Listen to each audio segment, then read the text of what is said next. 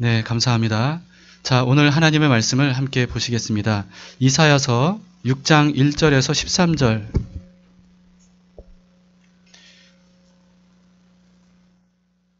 네, 이사야서 6장 1절에서 13절입니다. 좀 긴 말씀인데요.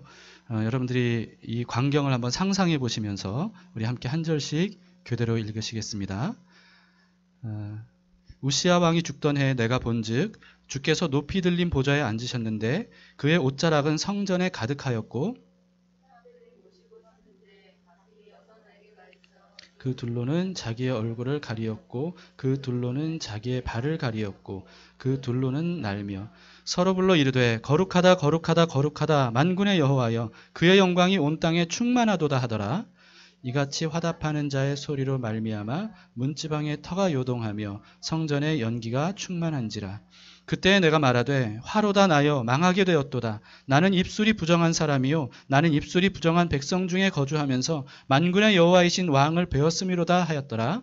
그때 그 스랍 중에 하나가 부젓가락으로 제단에서 집은 바 핀 숯을 손에 가지고 내게로 날아와서 그것을 내 입술에 대며 이르되 보라 이것이 내 입에 닿았으니 내 악이 제하여졌고 내 죄가 사하여졌느니라 하더라.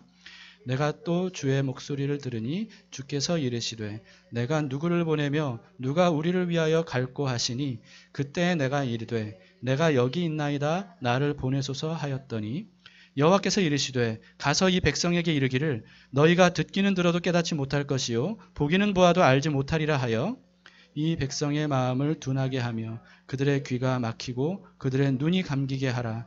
염려하건대 그들이 눈으로 보고 귀로 듣고 마음으로 깨닫고 다시 돌아와 고침을 받을까 하노라 하시기로 내가 이르되 주여 어느 때까지니까 하였더니 주께서 대답하시되 성읍들은 황폐하여 주민이 없으며 가옥들에는 사람이 없고 이 토지는 황폐하게 되며 여호와께서 사람들을 멀리 옮기셔서 이 땅 가운데 황폐한 곳이 많을 때까지니라. 함께 그 중에 10분의 1이 아직 남아 있을지라도 이것도 황폐하게 될 것이나 밤나무와 상수리나무가 배임을 당하여도 그 그루터기는 남아있는 것 같이 거룩한 씨가 이 땅의 그루터기니라 하시더라.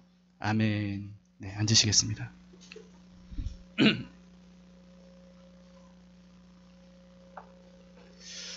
오늘 본문은요, 금요일 큐티 본문입니다. 굉장히 중요한 내용이기 때문에 그날 본문을 가지고 함께 말씀을 묵상했으면 좋겠습니다. 자, 오늘 본문 1절을 먼저 보시면요, 우시야 왕이 죽던 해라고 합니다. 여러분, 이때는요, 굉장히 혼란스러웠던 때거든요. 국제 정세가 막 강대국들이 막 일어나면서 막 주변 제국들을 나라들을 막 집어삼키던 그런 때였는데, 근데 우시야 왕이 죽었단 말이에요. 그러니까 왕이 죽었다는 것은 이런 국제 정세가 굉장히 혼란스러울 때 국가적인 재난 상황이잖아요. 너무나도 두려워할 수밖에 없는 그런 상황인데, 근데 그때 하나님께서 이사야에게 환상으로 나타나셨어요. 근데 하나님이 어떤 분이십니까? 이스라엘 왕뿐만 아니라 온 세상을 주관하시는, 결코 죽지 않으시고 변하지 않으시고 영원하신 그 하나님께서 이사야 눈앞에 이제 나타나신 겁니다. 높은 보좌 위에 앉으셨고요. 그 옷자락이 성전에 가득한 그런 모습으로 나타나셨어요. 그런 하나님을 스랍이라고 하는 천사들이 자기 얼굴을 가리고 발을 가리면서 나머지 날개 2개로 날아다니면서 하나님을 찬양합니다. 거룩하시다 거룩하시다 거룩하시다 하면서 하나님이 어떤 분이신지를 선포하면서 찬양을 해요. 그랬더니 그 찬양에 화답하는 엄청나게 많은 천상의 무리들이 하나님을 함께 찬양하는데 그 소리 때문에 터가 진동하고 땅이 진동하고 이럴 정도, 지축이 흔들릴 정도의 그런 엄청난 영광스러운 모습을 이사야가 보게 됩니다. 이때 이사야가 큰 두려움에 빠지게 돼요. 여러분, 이건 하나님의 임재를 경험할 때 하나님의 영광을 목격하면 한결같이 이런 두려움이라고 하는 반응을 사람들이 보이게 됩니다.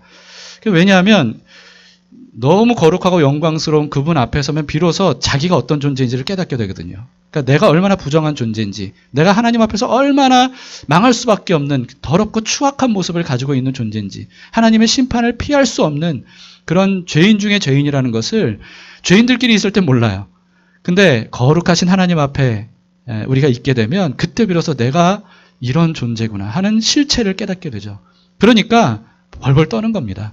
그러니까 이사야도 그랬어요. 그러면서 5절에 그래서 이렇게 말하죠. 그때 내가 말하되 화로다 나여 망하게 되었도다. 나는 입술이 부정한 사람이요 나는 입술이 부정한 백성 중에 거주하면서 만군의 여호와이신 왕을 배웠음이로다. 이렇게 막 이렇게 두려워서 이런 소리를 외칩니다.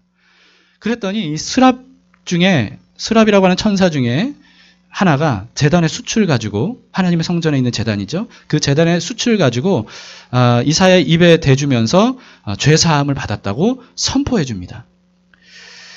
자, 근데 여러분 그 이사야가 특별히 나는 죄인입니다 이렇게 말하지 않고 특별히 자기 입술이 부정한 사람이라고 얘기를 했어요. 이게 좀 특이하죠. 그러니까 왜 자기 입술이 부정하다고 말했을까? 사실 거기에 대해서는 뭐 이유를 정확히 알 수는 없습니다. 근데 한 가지 분명히 알 수 있는 건 뭐냐면요. 자기의 입술이 부정하다는 사실을 하나님 앞에 깨달아서 입술의 부정함을 하나님께 슬퍼하고 안타까워하고 두려워하면서 회개했던 이 이사야의 입을 하나님이 정결하게 해주셨죠. 그 입을 정결하게 해주셨어요. 그뿐만이 아니라 그렇게 하신 이후에 이사야의 입을 사용하셨어요. 자, 여러분 입뿐만이겠습니까? 우리도 살다 보면 뭐 우리의 몸으로 지체로 얼마나 많은 죄들을 지을 때가 있어요. 손으로 짓는 죄도 있고 눈으로 짓는 죄도 있고 뭐 입뿐만이 아니라 여러 가지로 우리는 짓는 죄들이 있죠. 근데 하나님 앞에 우리가 서면 그러면 그때 비로소 내가 해서는 안 되는 짓을 나의 몸들을 통해서 했구나. 나의 지체를 통해서 했구나라고 하는 것을 깨닫고 하나님 앞에 자신의 이 지체 부정함을 회개하며 기도하면 하나님께서 그 지체를 정결케 하시고 바로 부정했던 그 지체를 하나님의 선하시고 기뻐하시고 온전하신 뜻을 위해 사용하신다는 거죠.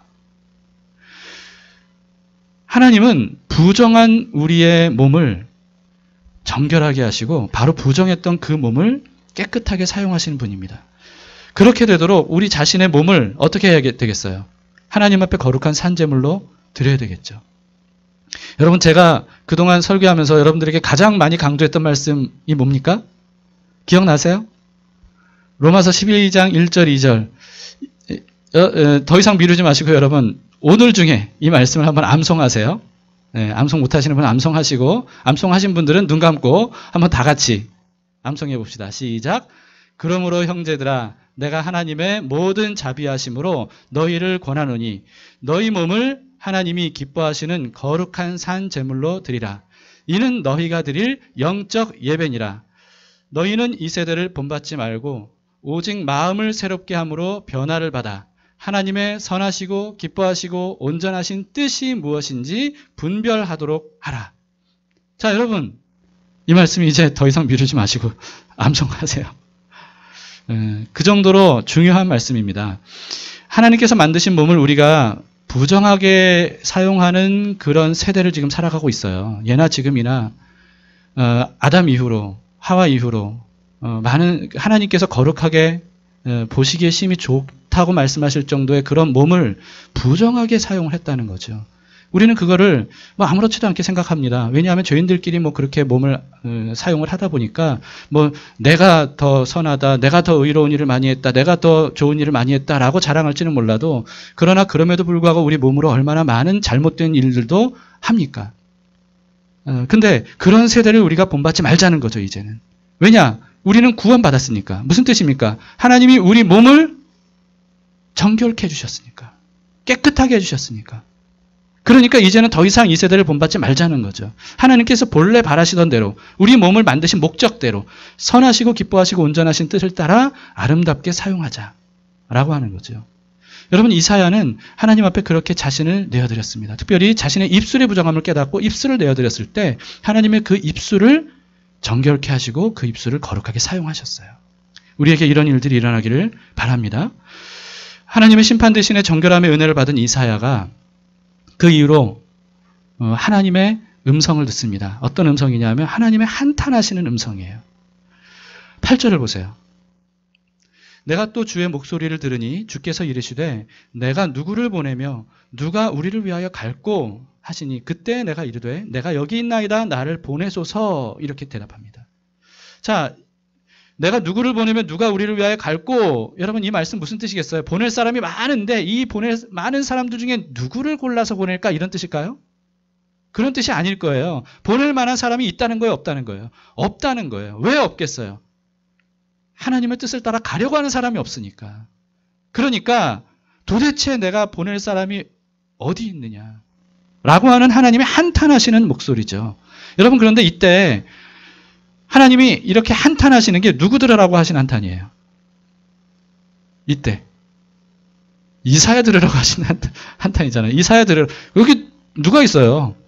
이사야만 지금 환상을 보고 있잖아요. 이사야 들으시라고 하신 말씀입니다.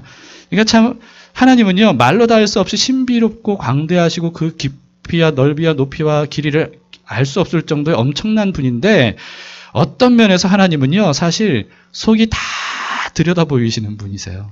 어떤 면에서는. 그런 거 여러분 못 느끼세요? 하나님은 정말 속이 다 들여다 보이는 분이세요.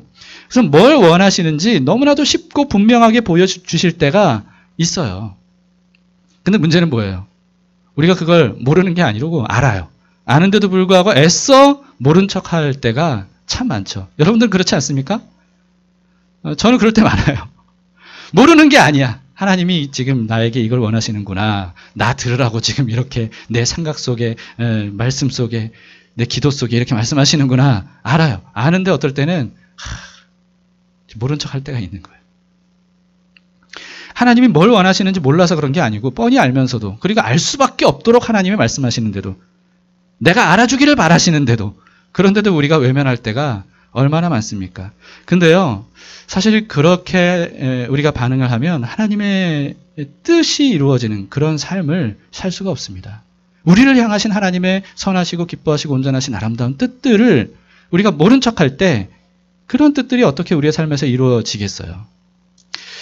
근데 이사야는 어떻게 반응했습니까? 이사야는 즉각 하나님의 말씀에 응답했어요. 부르심에 응답했어요. 내가 여기 있습니다. 나를 보내주세요. 응답했죠. 자, 여러분, 근데 우리가 대부분 늘 관심 가지고 있는 게 뭡니까?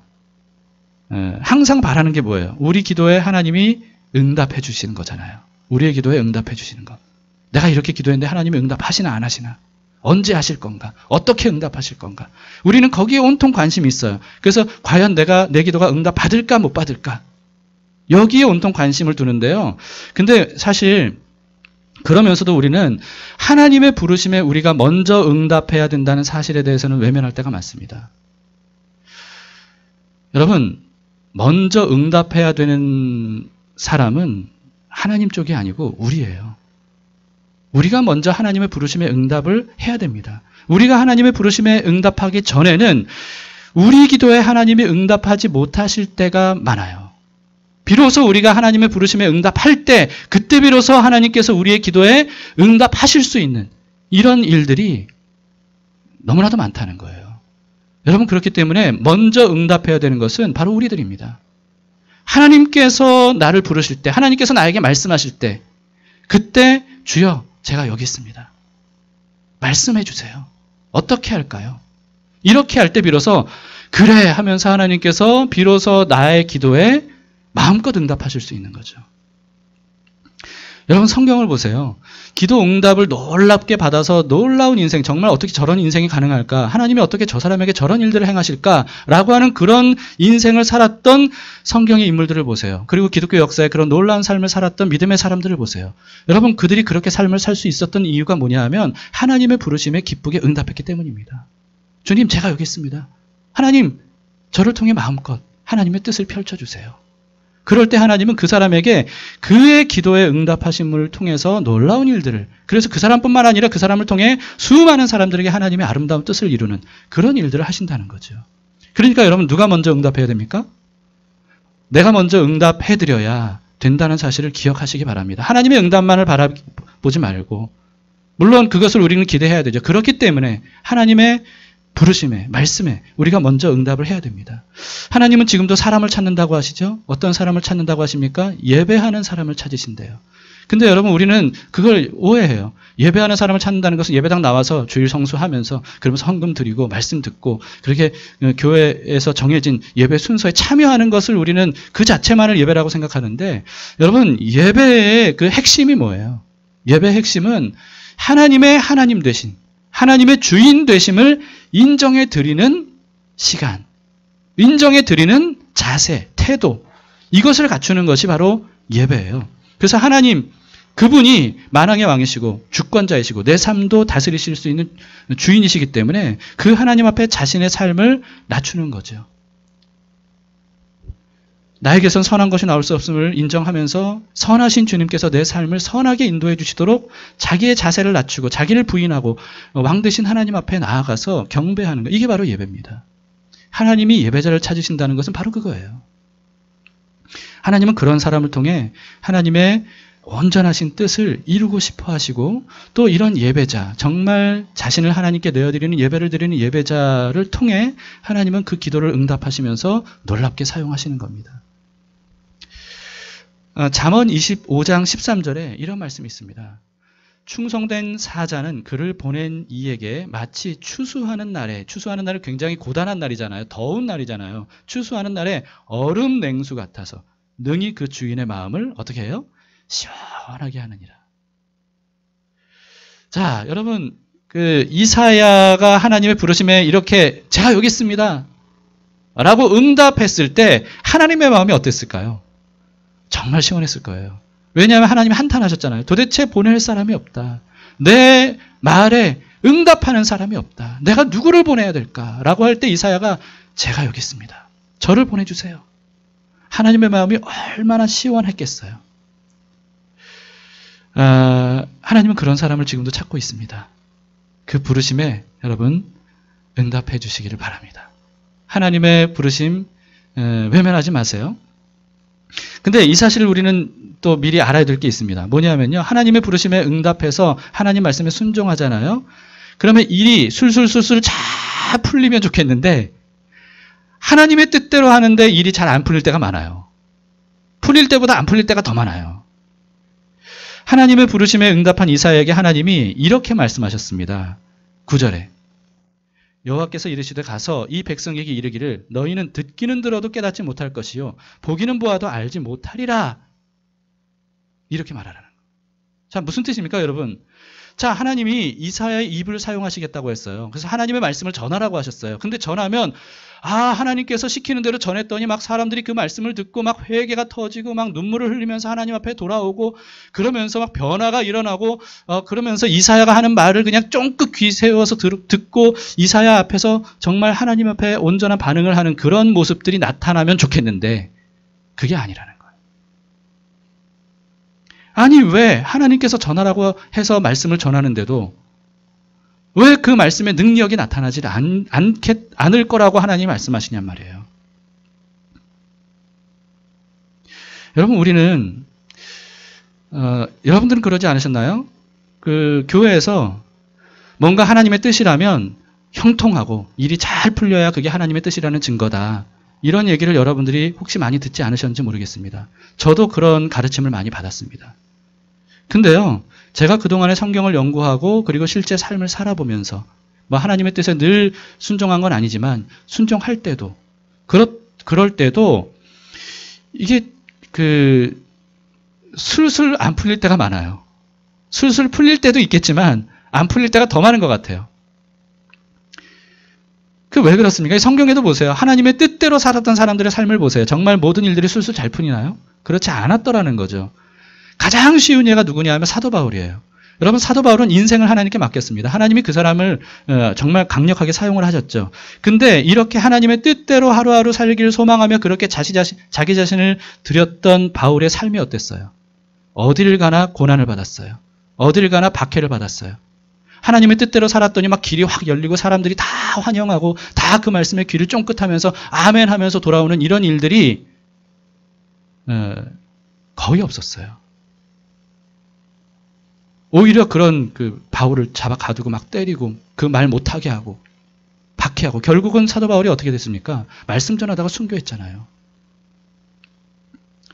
이게 사도 바울뿐만이 아니에요. 여러분 구약부터 신약까지 하나님의 사람들의 인생을 보세요. 하나님께서 사용하셨는데 그럼에도 불구하고 일들이 잘 풀린 경우보다는 잘 안 풀리는 일들이 너무나 많았다는 겁니다. 왜 그럴까요? 왜? 하나님의 뜻대로 순종한 건데 형통하지 못하고 왜 이런 일들이 일어날까요? 왜냐하면 그 말씀을 듣는 세상이 하나님의 말씀에 격렬하게 저항하기 때문에 그렇습니다.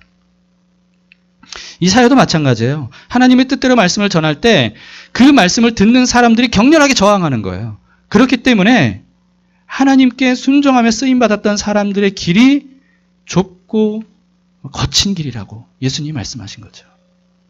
그래서 하나님의 부르심에 응답하는 사람들이 그렇게 적은 겁니다. 여러분, 그래서 하나님께 우리가 순종하면 뭔가 이제 잘 풀리고 뭔가 만사형통하겠지. 아니요, 그렇지 않을 수도 있어. 않을 때도 많아요. 이걸 먼저 아셔야 됩니다. 근데 그러면 어떻게 됩니까? 그렇더라도 의심하지 말고 물러서지 말고 하나님의 뜻대로 살아가는 거죠. 그래야 비로소 하나님이 원하시는 아름다운 뜻들이 그런 거친 과정을 통과해서 결국은 열매 맺게 되는 거예요. 그 열매를 우리가 바라는 거 아니겠습니까? 여러분, 결국은 순종하는 사람을 통해 하나님은 아름다운 열매들을 맺으실 겁니다. 그 소망을 품고 그 거친 과정들을 우리가 믿음으로 하나님의 손 붙들고 담대하게 나아갈 때 그때 소망이 이루어지는 것을 우리가 보게 되는 거예요. 굴하지 마시기 바랍니다. 여러분, 하나님이 나를 향해 무엇을 원하시는지 알 때 거기에 응답하시고 응답하며 살아갈 때 좀 피곤하고 힘들고 어렵더라도 그걸 통해 결국은 하나님의 아름다운 일들을 이루실 것이라는 것을 믿고 굴하지 마세요. 끝까지 믿음으로 선포하며 승리하시기를 바랍니다. 개인적으로 저는 말씀을 전하는 설교자 입장에서 이 말씀이 참 많은 위로가 됩니다. 여러분들은 어떠실지 모르겠지만 뭐냐면요, 제가 여러분들은 별로 듣기 싫은 얘기겠지만 아무리 말씀을 전해도 때로는 이런 생각이 들 때가 있어요. 밑빠진 독에 물을 붓는 것 같은 이런 느낌이 들 때가 있습니다. 제가 그동안 10년 넘게 그렇게 담길교회에서 설교한 내용이 있는데 마치 한 번도 그 설교를 못 들은 것처럼 반응이 일어날 때, 그런 얘기들을 할 때, 그럴 때 제가 내가 그동안 뭐 했던 거지? 이런 생각도 들고요. 근데 그럴 때 내가 말씀을 잘못 전한 건가? 이런 말씀을, 또는 나는 너무 무능하다. 이런 생각을 할 때가 있어요. 근데 오늘 말씀을 보면서 여러분, 이사야가 전한 말씀이 도대체 어떤 말씀이에요? 성경이 기록될 정도로 그렇게 완벽한 하나님의 말씀을 전한 게 바로 이사야의 말씀이잖아요. 그런데 그런 말씀을 들은 백성들의 반응이 어떻다는 거예요? 거부한다는 거예요. 안 듣는다는 거예요. 깨닫지 못한다는 거예요. 이 말씀이 저에게 그래서 내가 말씀을 잘못 전해서 그런 건 아닐 수도 있겠구나. 이런 생각이 듭니다. 여러분들을 질책하는 건 아니고요. 저는 여러분들이 자랑스럽습니다. 근데 때로는 이런 마음이 들 때가 있다는 거예요. 그게 이제 설교자의 마음입니다. 한 가지 짚고 넘어가야 되는 게 있습니다. 여러분, 이사야가 말씀을 전한 대상자가 누구예요? 이방인인가요? 하나님을 모르는 이방인들이에요? 아니에요. 하나님께 선택받은 이스라엘이었어요. 남유다. 선택받은 민족에게 전하라고 말씀하시는데, 그런데 하나님께 선택받은 민족인데도 불구하고 그들이 어떻게 할 거라는 겁니까? 그 말씀을 거부할 거라는 거예요. 말씀을 깨닫지 못할 거라는 거예요. 마음이 둔하다는 거예요. 완악하다는 거예요. 이것을 여러분 잊지 마세요. 이사야가 전한 대상자는 이스라엘이에요. 구약의 이스라엘은 신약의 뭐라고요? 교회입니다. 여러분, 그래서 이 말씀을 오늘날 우리에게 적용할 때는 어떻게 되냐면요, 교회 밖에 세상 사람들에게 말씀을 전했더니 그들의 대부분이 말씀을 거부했다, 이렇게 적용하는 게 아니고요, 교회 안에 있는 사람들에게 하나님의 말씀을 전했는데도, 그런데도 그 줄 중에 대부분이 하나님의 말씀을 깨닫지 못하고 둔하게 그 말씀에 반응하고 그리고 완악하게 그 말씀을 거부할 거라는 거예요. 교회 안에 있는 사람 중에 하나님의 말씀을 진지하게 듣고 올바르게 깨닫고 반응한 사람이 거의 없다는 거예요. 정말 그런가요? 네, 정말 그런 것 같습니다. 안타깝게도 그게 오늘날의 현실이에요. 제가 지난주에 그렇게 말씀드렸죠. 이사야를 보면 오늘날 교회가 보입니다. 여기에 대해서 우리는 깨어 있어야 돼요. 무슨 그렇게 생각할 게 아니에요. 여러분, 설교에 은혜를 받았다라고 하는 사람들 중에서도요, 사실은 그 말씀을 진짜 깨닫지 못하고 마음이 완악해서 진짜 들어야 될 말씀들은 다 튕겨내고 자기 귀에 좋은 말만 흡수하면서 은혜 받았다라고 하는 사람들이 교회 안에 너무 많아요. 진짜 들어야 될 것은 다 튕겨내는 거예요. 오늘날의 교회가 이사야를 보면 보여집니다. 그래서 여러분, 이사야에게 하신 하나님의 뒤이어진 말씀에는요, 하나님의 격해진 감정이 드러나요. 10절을 보세요. 하나님이 뭐라고 이어서 말씀하시는가? 이 백성의 마음을 둔하게 하며 그들의 귀가 막히고 그들의 눈이 감기게 하라. 염려하건대 그들이 눈으로 보고 귀로 듣고 마음으로 깨달아 다시 돌아와 고침을 받을까 하노라. 이렇게 말씀하셔요. 여러분, 이 말씀이 이해가 되세요? 이게 무슨 뜻인지 아시겠습니까? 어이? 이사야에게 그들의 귀가 막히게 하고 그들이 못 듣게 하고 그들이 깨닫지 못하게 하라고? 여러분, 이 말씀을 문자적 기계적으로 이 구절을 보면요, 그러면 하나님이 마치 사람들의 마음을 일부러 둔하게 하고 말씀 깨닫지 못하게 하고 이사야를 통해서 그렇게 하시는 것처럼 우리는 생각하기 쉽습니다. 근데 의사소통할 때 가장 중요한 것 중에 하나가 뭐냐면 바로 뉘앙스예요. 뉘앙스. 우리는 성경을 볼 때 뉘앙스를 항상 염두에 둬야 됩니다. 그렇지 않고 문자, 기계적으로 우리가 쓰여 있는 대로만 보면 이 말씀을 오해하기가 쉬워요. 뉘앙스가 어떤 거예요? 예를 들면 우리가 이런 말을 한다고 합시다. 그럴 거면 하지 마. 이렇게 말했다면 하라는 거 하지 말라는 거예요. 이걸 꼭 못 알아듣는 사람들이 있어요. 그렇죠? 그럴 거면 하지 마. 그랬다고 해서 안 해. 근데 그 사람의 진짜 마음은 뭐예요? 내가 원하는 건 제대로 해줬으면 좋겠어. 그거잖아요. 하라는 거예요. 제대로 해줬어. 이게 뉘앙스잖아요. 뉘앙스. 성경 말씀에도 이런 뉘앙스를 무시하면요, 말귀를 못 알아듣는 겁니다. 하나님이 하시는 말귀를 못 알아듣는 거예요.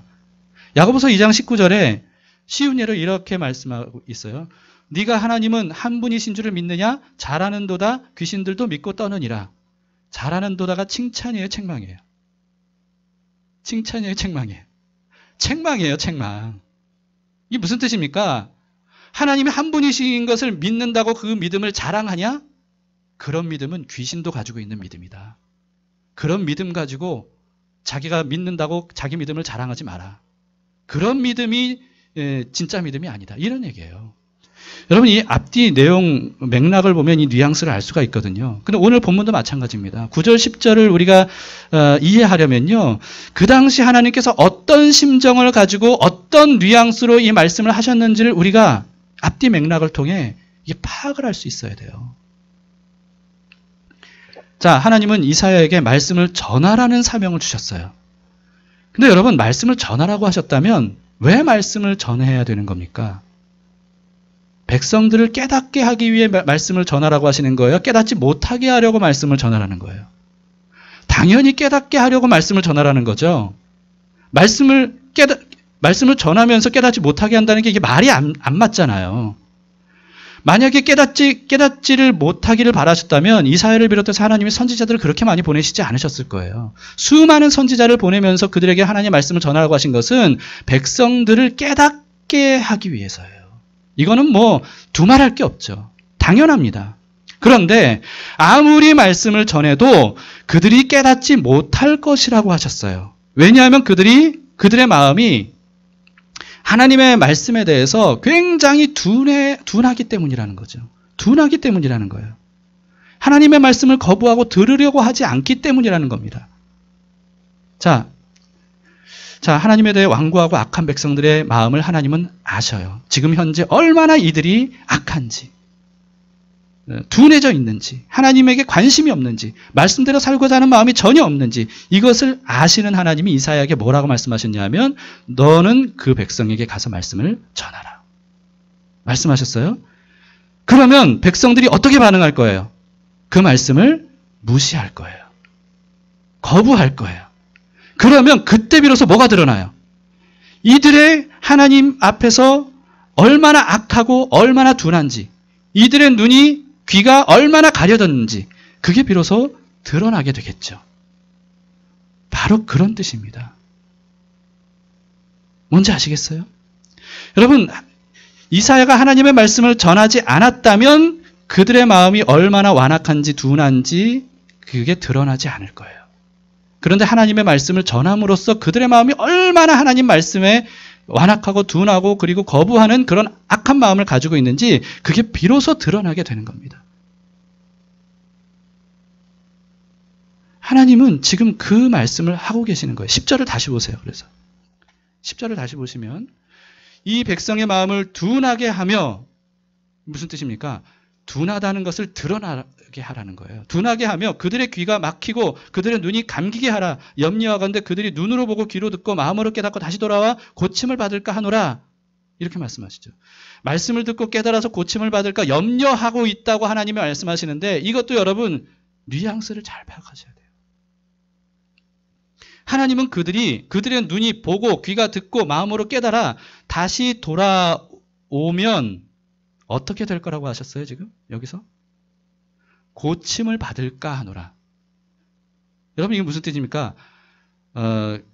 말씀 듣고 깨달아서 하나님께로 돌아오면, 그러면 고쳐주신다는 거예요? 안 고쳐주신다는 거예요?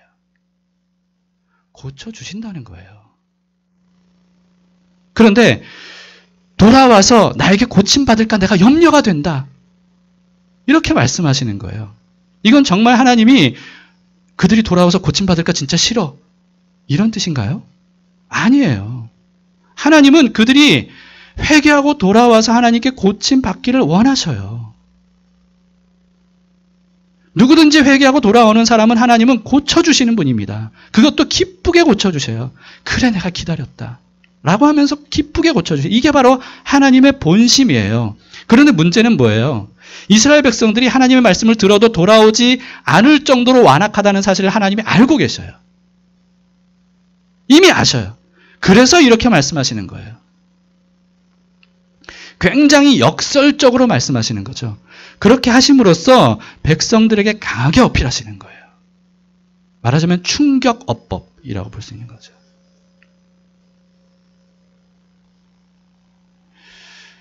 여러분 그래서 이 말씀을요 뉘앙스를 무시하고 문자적으로 해석하면 이게 앞뒤가 안 맞습니다. 도대체 이게 이해할 수가 없어요. 도대체 이게 어떤 내용인가?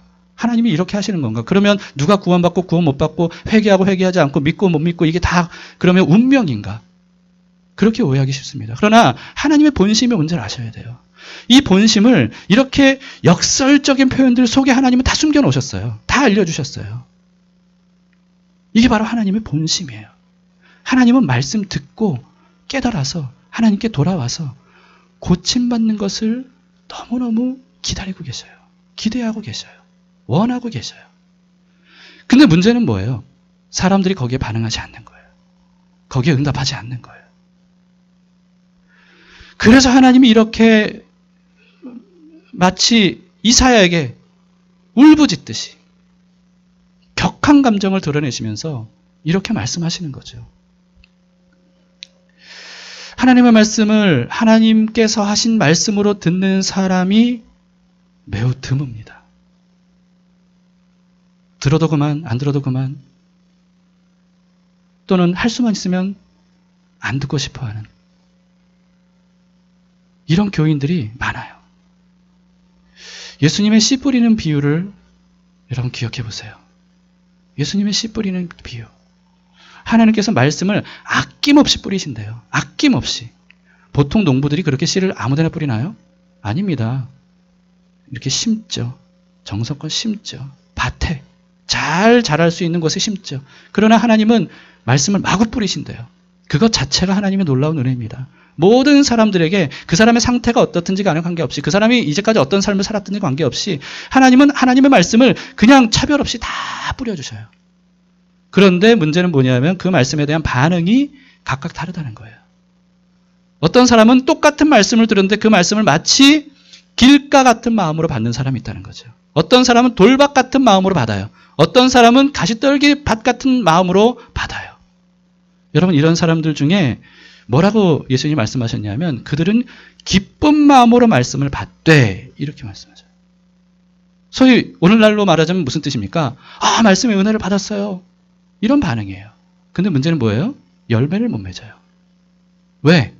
그 말씀에 올바른 반응이 아닌 거예요. 그 말씀을 하나님의 말씀으로 받은 게 아니에요. 그냥 얼마나 내가 듣기 좋은가? 내 상황에 맞는가? 그렇지 않으면 거부하는 어떤 이런 모습으로 말씀을 받았기 때문에 이 세 부류의 사람들은 모두 다 열매를 맺지 못하더라는 거죠. 오직 하나님의 말씀을 좋은 마음으로 받아서 반응한 사람, 이런 사람이 30배, 60배, 100배의 결실을 맺는다는 거예요. 하나님께서 조건 없이 선택하신 사람들, 이스라엘뿐만 아니고 교회 우리들 아닙니까? 그런 사람들에게 하나님은 조건 없이 선택하셨지만 그렇게 해서 선택받아 구원하신 하나님의 사람들에게 하나님이 원하시는 건 뭐냐 하면 열매 맺는 거예요. 하나님은 그걸 기대하십니다. 정확히 말하면 이전과는 다른 열매를 맺는 삶을 사는 겁니다. 구원받기 이전에 우리는 어떤 열매를 맺었습니까? 미움의 열매, 교만의 열매, 시기의 열매, 정욕의 열매, 아무튼 이런 열매들을 우리는 맺어가며 죄의 열매를 맺었잖아요. 그런데 구원받은 사람으로서 하나님 앞에 정결하게 된 사람에게 하나님이 이제는 다른 열매를 맺기를 원하셔요.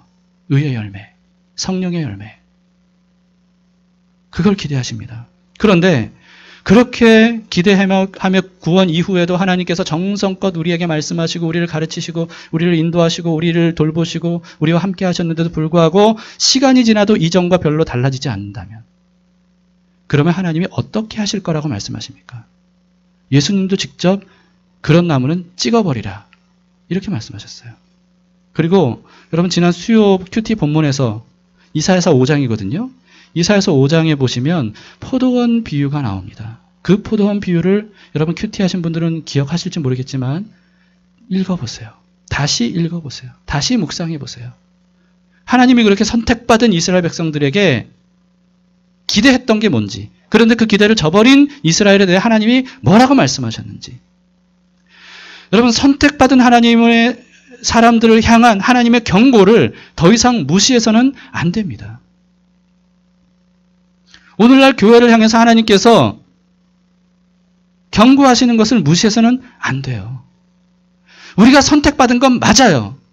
그러나 계속해서 말씀드리고 있죠. 여러분 이 말씀은 선택받은 사람들을 향한 경고예요. 선택받은 사람들을 향한 심판의 메시지예요. 여기에 대해서 우리는요, 깨어서 들어야 됩니다. 하나님이 격한 말씀에 이사야가 이렇게 여쭙습니다. 11절에 보시면 내가 이르되 주여 어느 때까지니까? 이 질문에는 두 가지 의미가 담겨 있다고 생각합니다. 첫 번째는 언제까지 그들이 하나님의 말씀을 거부할까요? 이런 질문이 담겨 있는 거 아니겠어요? 두 번째는 언제까지 듣지도 않는 그들에게 말씀을 전해야 됩니까? 이런 의미도 담겨 있는 질문이라고 생각이 됩니다. 여기에 대해서 하나님의 대답이 11절부터 13절이에요. 자, 한번 보십시다.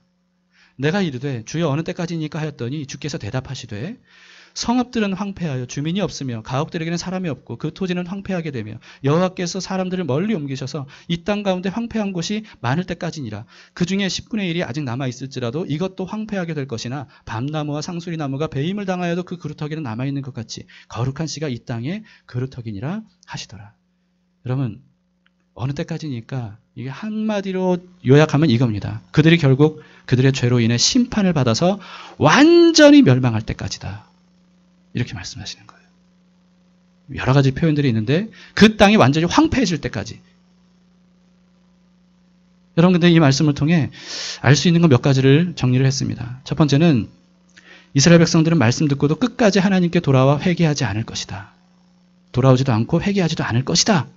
라고 하는 것을 지금 말씀하고 있는 거예요. 두 번째는 하나님은 죄에 대해 반드시 심판하시는데 심판하실 때는 결코 타협하지 않고 철저하게 심판하신다. 라고 하는 겁니다. 왜냐하면 하나님은 죄는 엄청나게 미워하시거든요. 죄는 결코 용납하시지 않는 분입니다. 그리고 세 번째, 그럼에도 불구하고 하나님은 끝까지 그들에게 말씀을 전하게 하신다는 거예요. 끝까지 기회를 주신다는 거예요. 이들이 완전히 황폐해지는 그때까지도 말씀을 계속 전하게 하시는 거죠. 여러분 그렇지 않습니까? 심지어는 이들이 완전히 망한 이후에도 하나님은 계속해서 말씀을 전하도록 하셨고 심지어는 결국은 하나님의 아들 예수 그리스도까지 보내셨죠. 끝까지 기회를 주시는 분입니다. 마지막 네 번째, 그렇기 때문에 아무도 하나님의 탓으로 돌리거나 핑계할 수 없다는 겁니다. 자신이 하나님의 말씀을 거부하고 완악하게 되어서 하나님을 떠난 것이지 하나님께서 그렇게 하신 것이 아니라는 거예요. 여러분, 이 말씀을 들은 이사야의 마음이 어땠을까요? 어느 때까지입니까? 완전히 그들이 패망할 때까지다. 그들의 죄가 완전히 사라질 때까지. 이사야의 마음이 어떻겠습니까? 슬펐겠죠. 안타까웠겠죠. 마음이 아팠겠죠. 얼마나 두려웠겠습니까? 이게 바로 이사야가 가져야 될 마땅한 마음입니다. 왜냐하면 하나님이 그런 마음이시거든요. 우리도 그런 마음을 느낄 수 있어야 됩니다. 그런 중에도 하나님은 소망을 품게 하셔요. 13절을 다시 보시겠습니다. 그 중에 10분의 1이 아직 남아있을지라도 이것도 황폐하게 될 것이나 밤나무와 상수리나무가 배임을 당하여도 그 그루터기는 남아있는 것 같이 거룩한 씨가 그 땅에 그루터기니라 하시더라. 그루터기가 뭔지 아세요? 그루터기는 이 나무가 있으면 나무 밑둥을 잘라버리잖아요. 그 남아있는 밑둥, 이게 그루터기예요. 남아있는 밑둥. 자, 이 말씀의 첫 번째 의미는 뭐냐면요. 모든 나무들이 다 베어져서 나무들마다 다 그루터기만 남을 정도로 그렇게 완전히 철저한 심판을 받게 될 것이다. 이런 뜻이에요. 그런데 그렇게 겨우겨우 남게 된 그루터기를 하나님이 어떻게 사용하시겠다는 거예요? 거룩한 씨로 사용하시겠다는 거예요. 무슨 뜻입니까? 완전히 죽어버린 가망이 없어 보이는 그루터기들의 새싹이 돋아나게 하시겠다는 거죠. 새 가지, 새 줄기가 돋아나게 하시겠다는 거예요. 그렇게 함으로써 하나님이 새로운 시작을 말씀하시는 거죠. 누구를 통해? 거룩한 씨로 남은 그루터기 같은 남은 사람들을 통해서. 여러분, 성경에서 말씀하시는 것 중에 정말 안타까운 게 뭐냐면요. 다수의 심판과 소수의 구원입니다. 이거는 창세기 때부터 지속적으로 등장하는 내용이에요. 구원을 얻는 사람은 다수일 거라는 거예요? 소수일 거라는 거예요? 소수일 거라는 거예요. 여러분, 이 사실에 우리가 눈을 떠야 됩니다. 마지막 때도 노아 때와 같을 것이다. 이렇게 말씀하셨어요. 물론 8명만 구원받는 건 아니겠지만 소수라는 거예요. 다수는 어떻게 반응한다는 거예요? 하나님의 말씀 무시한다는 거예요. 못 들은 척 한다는 거예요. 우리는 다수에 의해 움직이는 세상을 살아가고 있습니다. 다 그렇잖아요, 우리는. 그래서 여론이 굉장히 중요하죠. 그리고 또 우리는 유행에 얼마나 민감합니까? 그래서 사람들을 다수가 가는 쪽으로 우리는 가야 그래야 안심이 돼요. 다수가 가는 쪽으로 안 가면 뭔가 불안해요. 그러다 보니까 하나님의 말씀에 민감하게 반응하는 사람들이 극히 적어요. 왜냐하면 소수니까. 여러분, 소수의 의견이 무조건 옳다는 뜻이 아닙니다. 하나님의 말씀에 올바르게 반응하는 사람은 항상 소수더라는 거예요. 여러분, 잊지 마세요. 기본적으로 교회 밖의 사람들에 대한 말씀이 아닙니다. 교회 안에 있는 사람들이 그렇다는 거예요.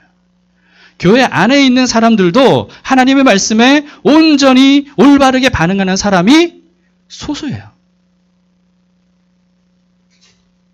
여러분은 어떠십니까? 과연 말씀에 올바르게 반응하고 있는지 스스로 하나님 앞에 점검해 보시기 바랍니다. 그렇다면 여러분, 그루터기처럼 거룩한 씨로 쓰임받을 소수의 남은 자는 어떤 사람이겠어요? 10절에서는 다수의 사람들이 하나님의 말씀을 거부할 거라고 말씀하셨어요. 완악하고 둔하고 눈과 귀가 가려져서 하나님 말씀을 따라 살지 않을 사람들에 대한 하나님의 안타까운 절규를 우리는 10절을 통해서 봤습니다. 그렇다면 소수의 남은 자로서 하나님 앞에 거룩한 씨로 쓰임받을 사람들은 어떤 사람들이겠습니까? 반대로 하나님 말씀을, 똑같은 말씀을 들어도 그 말씀이 다른 누구에게 하신 말씀이 아니라 바로 나에게 하신 말씀이구나. 자신을 향한 말씀으로 받고 그 말씀을 가슴에 깊이 새기고 그 말씀에 올바른 반응을 하면서 말씀대로 사는 것이 아무리 힘들고 고독한 일이라 할지라도 그것만이 내가 살 길이라는 것을 믿고 끝까지 그 말씀을 따라 최선을 다해 순종하며 사는 사람. 여러분, 이런 사람이 소수의 남은 자입니다. 오늘 본문 대표적으로 이사야 같은 사람이죠. 이사야는 하나님 말씀에 즉각 반응했어요. 제 입술이 부정합니다. 저는 부정한 사람이다. 이 죄 때문에 저는 망할 수밖에 없는 사람입니다. 근데 하나님이 거룩하게 해주셨어요. 누구를 보낼까? 제가 여기 있습니다. 이렇게 반응했던 사람이 이사야예요. 이런 사람이 새롭게 시작할 남은 자입니다. 거룩한 씨로 쓰임받을 그루터기 같은 사람이에요. 예수님께서 오늘 본문을 그대로 인용하셨어요. 마태복음 13장 14절부터 16절까지 내용을 보시면 14절부터 15절까지는 오늘 본문하고 똑같습니다. 판박입니다. 그대로 보시면 되고요. 16절을 보십시다. 그러나 너희 눈은 봄으로 너희 귀는 들음으로 복이 있도다. 다수의 사람들이 이렇게 하나님의 말씀에 완악해져서 거부하지만 그러나 너희 눈은 지금 봄으로 너희 귀는 들음으로 복이 있다. 여러분, 눈은 보는 게 당연하고 귀는 듣는 게 당연하잖아요. 근데 문제는 뭐예요? 대다수의 사람들이 눈과 귀가 가려졌다는 거예요. 하나님 앞에.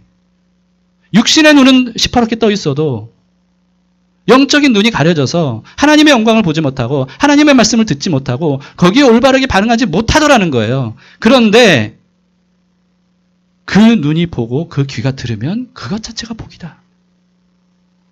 라고 하는 겁니다. 말씀 자체이신 예수 그리스도를 만나서 그분과 함께 동행하며 그분 뒤를 따르는 그 자체가 복이라고 지금 말씀하고 계시는 겁니다. 시편 1편에서 하시는 말씀과 똑같잖아요. 여러분, 이 복을 받아 누리는 복된 눈과 귀가 되시기를 바랍니다. 오늘 말씀 여러 가지로 말씀드렸지만요. 사실은 다 일맥상통하는 내용입니다. 하나님께 우리가 어떻게 반응하느냐라고 하는 거예요. 하나님의 말씀에 우리가 어떻게 반응하느냐. 이게 중요하다는 거죠. 그것이 우리를 좌우합니다. 그것이 교회의 미래를 좌우해요. 이제까지 정말 하나님의 말씀에 대해 온전한 열매를 맺지 못할 정도로 하나님 말씀에 잘못된 반응들을 했던 우리들의 삶이나 교회의 모습들.